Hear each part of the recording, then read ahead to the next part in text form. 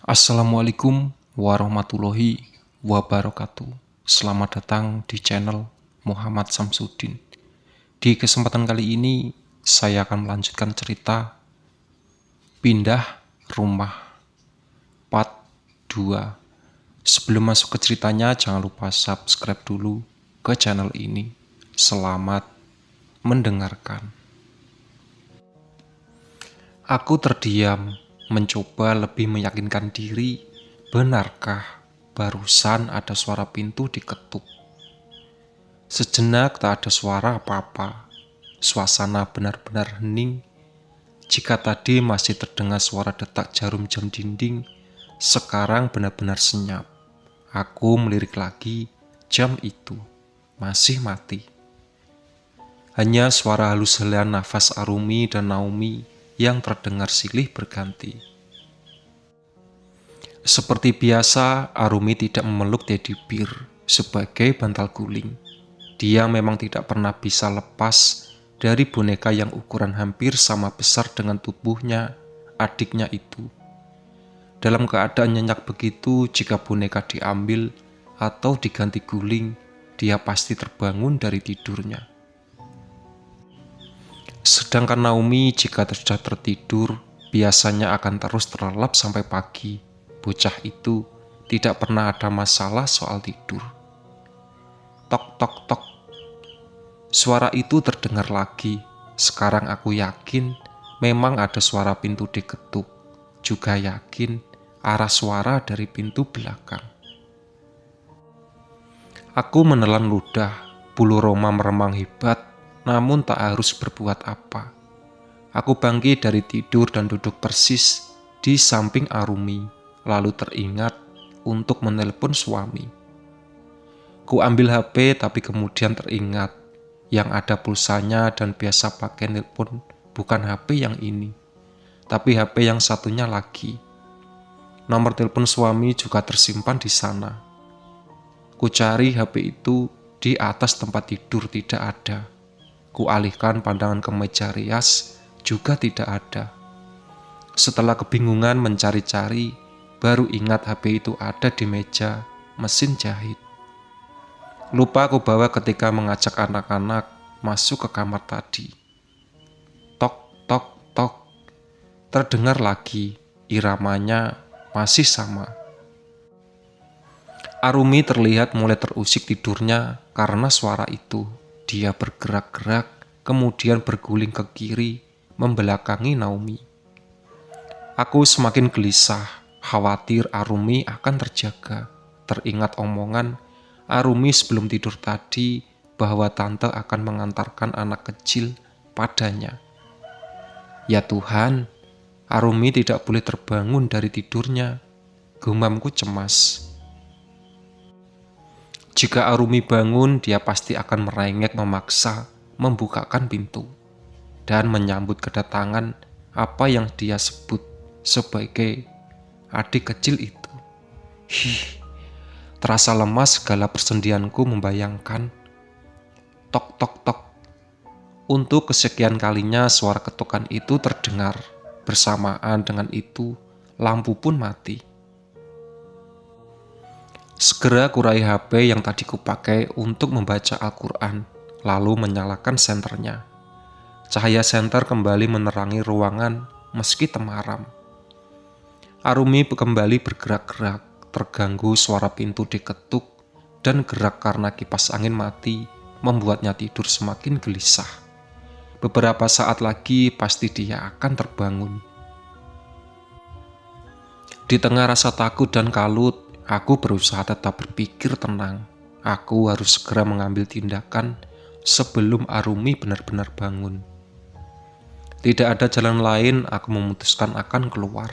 Melihat siapa yang sebenarnya yang mengetuk pintu itu. Aku beranikan diri sambil mengunggamkan doa, aku berjalan keluar kamar. Di luar sangat gelap, aku terus menuju pintu belakang dengan detak jantung yang tidak beraturan karena berusaha melawan rasa takut. Tok tok tok. Kira-kira 2 meter menjelang sampai di pintu, suara ketukan itu terdengar kembali. Aku terperanjat dan sontak menghentikan langkah. Aku kembali ragu melakukan langkah, tapi kepala basah. Aku kumpulkan lagi nyali dan terus melangkah. Persis di dekat pintu, aku sigapkan sedikit gorden jendela kaca dan mengintip keluar. Di balik kaca dengan jantung berdegup kencang, aku arahkan pandangan ke depan pintu. Namun, tidak terlihat siapa-siapa.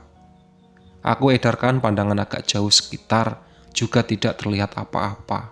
Hanya bias sisa purnama terlihat menyelimuti malam.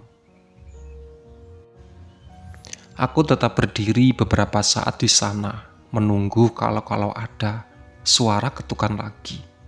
Sekitar 3 menit menunggu, ternyata tidak ada suara ketukan. Perlahan, aku balik badan dan kembali ke kamar. Baru saja aku akan merebahkan tubuh lagi di sebelah Arumi. Tiba-tiba, tok tok tok tok. Meski kembali tersikap, kali ini aku tidak terlalu takut lagi. Dengan langkah yang tak lagi ragu, aku segera kembali ke pintu belakang dan mengintip keluar. Namun ternyata sama saja, setelah mengintip keluar, tidak terlihat ada siapa-siapa. Setelah menunggu beberapa saat, juga tidak ada lagi pintu diketuk. Aku mulai berpikir, teror apa ini? Seperti ingin mempermainkan aku. Apakah yang mengganggu ini tante dan adik kecil yang dibilang Arumi? Jika iya, apa mungkin mereka mengharapkan Arumi datang membukakan pintu? Entahlah, aku tidak bisa menyimpulkan. Aku segera balik badan dan melangkah ke kamar. Baru selangkah kaki ku ayunkan, tok tok tok. Suara pintu diketuk itu sangat jelas karena aku berada sangat dekat. Kali ini aku berekspresi spontan, entah spirit dari mana yang merasuki. Aku langsung mengambil senter besar milik suamiku, lalu segera menuju pintu belakang dan membukanya lebar-lebar. Lagi-lagi tidak ada siapa-siapa. Merasa tak puas, aku sorotkan cahaya senter ke seluruh penjuru halaman. Tak terlihat ada yang aneh. Aku semakin nekat, kuarahkan cahaya senter agak lama ke pohon sirsak. Aku amati benar-benar sekitar pohon itu, tak ada siapapun. Bersamaan dengan itu, lampu hidup, aku kembali ke dalam rumah. Ada semacam perasaan tenang dalam hati karena berhasil mengalahkan rasa takut dan melindungi Arumi dari kemungkinan buruk. Aku segera kembali ke kamar dan duduk menunggu di ruang tengah. Setelah lebih lama 5 menit, tidak lagi terjadi apa-apa. Dengan perasaan lega, aku kembali ke kamar. Begitu sampai di kamar, astaga, jantungku kembali terasa copot.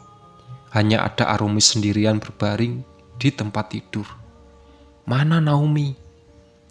Teddy bear Arumi juga gak ada. Apakah Naomi keluar kamar ketika aku meriksa kembali ruang tadi dan membawa boneka kesayangan Arumi? Tidak mungkin rasanya, belum pernah Naomi melakukan itu. Lagi pula, Arumi pasti terbangun jika boneka itu diambil dari pelukan. Ini Arumi terlihat masih tidur dengan pulas. Atau saat pintu belakang aku buka lebar tadi, adik kecil masuk. Dan sekarang Arumi masih tertidur pulas karena ditemani adik kecil. Tapi, benarkah Arumi sedang tertidur? Jangan-jangan aku kalut antara ingin memastikan kondisi Arumi atau segera mencari Naomi. Aku berpikir cepat, yang jelas Arumi yang di depan mata, segera ku dekati dia. Arumi? Arumi. Aku mengguncang-guncang tubuhnya untuk membangunkan, namun tidak ada reaksi. Arumi terbujur kaku, rasa cemas segera menyesaki dadaku. Ada apa dengan Arumi? Arumi? Arumi? Aku guncang-guncangkan lagi, tapi Arumi tetap bergeming, tidak bergerak sama sekali. Aku mulai panik melihat Arumi yang tak bisa dibangunkan. Ditambah lagi keberadaan Naomi yang entah di mana dan keselamatannya yang belum jelas. Benar-benar membuatku takut. Tapi kekhawatiranku sedikit terkikis karena tubuh Arumi hangat. Aku tempelkan telingaku ke dalam dada kirinya. Detak jantungnya terdengar normal. Nafasnya juga turun, naik teratur. Meski belum tahu ada apa dengan Arumi, pikiranku segera berlari ke Arumi. Aku segera berlari keluar kamar. Tujuan pertamaku, kamar mandi. Sesampai di depan kamar mandi, terlihat pintunya tertutup, tapi tidak rapat. Segera aku hidupkan lampu, kemudian mendorong pintu tanpa ragu. Tidak ada Naomi di sana, tapi ada teddy bear-nya Arumi. Boneka besar itu tersandar di salah satu sudut kamar mandi. Sejenak aku tertegun, kenapa boneka ini sampai ada di sini? Tapi masa bodoh. Ingatanku kembali pada Naomi. Mana Naomi? Aku makin kalut. Aku beralih lagi meninggalkan kamar mandi menuju kamar depan. Kamar tempat biasa Arumi tidur sendiri jika suamiku sedang berada di rumah. Pintu kamar tertutup rapat. Aku putar dan dorong gagang pintu dengan kuat, tapi tidak bisa terbuka, terkunci. Dengan tergopoh-gopoh, aku kembali ke kamar belakang. Tiba-tiba di kamar belakang, aku lihat Arumi masih berbaring telentang. Posisinya tidak berubah, masih sama dengan saat aku tinggalkan tadi. Kembali ku abaikan dulu Arumi. Ku ambil kunci kamar depan di laci meja, rias dengan segera lagi ke kamar depan. Dengan tergesa-gesa aku masukkan anak kunci dan memutarnya. Pintu pun terbuka. Gelap, rupanya lampu di kamar itu dimatikan. Ku pencet stop kontak di sebelah pintu kiri. Begitu kamar terang, terlihat Naomi di atas tempat tidur dalam posisi menelungkup. Aku segera memburu. Kubalikan tubuh Naomi, lalu menepuk-nepuk pipinya. Naomi, bangun nak. Naomi menggeliat lalu membuka matanya, tapi kemudian segera tertidur lagi. Aku lega, Naomi tidak kenapa-napa. Segera kubopong dia dan bergegas kembali ke kamar. Naomi kembali kubaringkan di sebelah Arumi. Anak itu memang belum akan bangun sebelum pagi. Perhatianku kembali pada Arumi. Kembali ku mencoba membangunkannya, tapi sia-sia. Dia seperti orang pingsan. Aku ambil HP di meja mesin jahit, kemudian segera menelepon suami. Aku bingung harus berbuat apa. Yang terpikirkan saat ini hanya satu, memberitahu suami situasi yang sedang kami alami di rumah. Namun berulang-ulang dial dan nyambung, telepon tidak kunjung diangkat. Jelas dia sudah tidur dini hari. Dan seperti biasa HP-nya pasti di silent ketika tidur, simpulku. Kembali ku tetap Arumi. Apa yang bisa kulakukan pukul 1.30 dini hari begini? Membangunkan tetangga tak mungkin rasanya. Aku pastikan sekali lagi keadaan Arumi. Detak nadi dan nafasnya terlihat masih normal. Mungkin cuma pingsan, batinku. Aku coba memancing kesadaran dan mengusapkan minyak kayu putih ke hidungnya. Tetap tak ada hasilnya. Arumi tidak bereaksi sama sekali. Akhirnya aku pasrah. Sudahlah, aku tunggu saja sampai pagi. Aku beranjak dari tempat tidur, hendak tahajud. Hanya sholat dan doa, upaya tersisa yang masih kulakukan. Baru 28 berjalan, langkahku seketika berhenti karena mendengar suara tawa dari belakang. Aku langsung balik badan. Siapa yang barusan tertawa? Arumi atau Naomi? Batinku heran.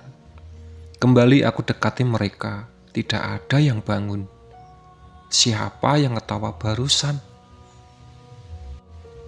Jelas sekali tadi aku dengar suara ketawa orang, anak perempuan. Bergantian ku amuti Arumi dan Naomi. Tiba-tiba ada suara tawa lagi. Arumi rupanya ketawa. Suara tawarnya riang, seperti ketika dia sedang bermain dengan gembira dengan beruang teddynya. Tapi kedua matanya masih tertutup.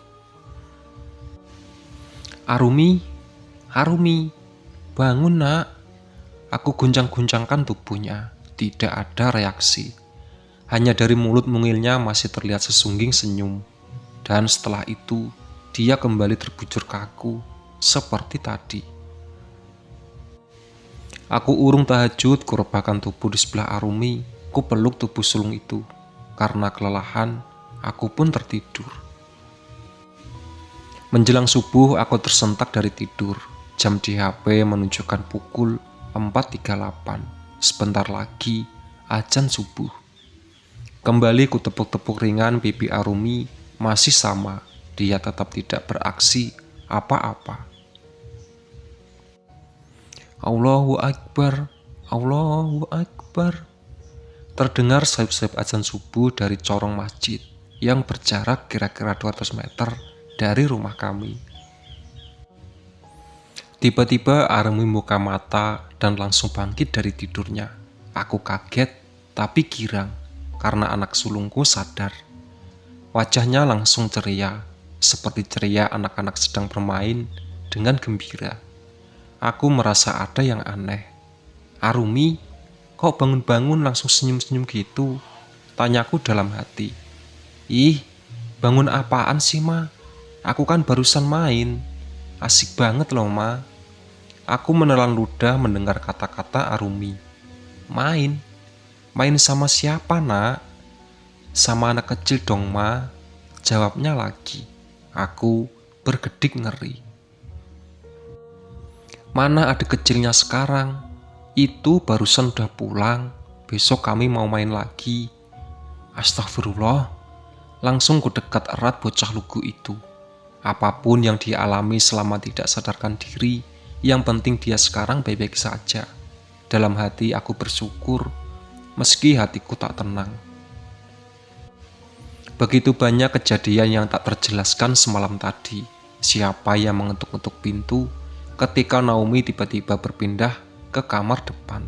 Dan kenapa kamar itu terkunci? Kenapa teddy bear-nya ada di kamar mandi?